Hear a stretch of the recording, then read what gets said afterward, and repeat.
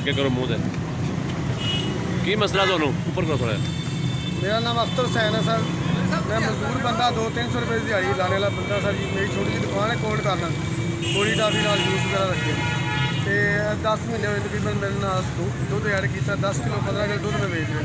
Food authority वाले आए उन्होंने दुध चैक किया, दुध गाय का सी। मैं कहा सर जी गाय का दुध है ये फैट पॉइंट घट होंगे। उन्हें कहा सर जी ले के आओ जो भी है। ले के आए चैक किया ने फैट पॉइंट कि वो थोड़े कम निकले ने तो LR पॉइंट ठीक निकले ने।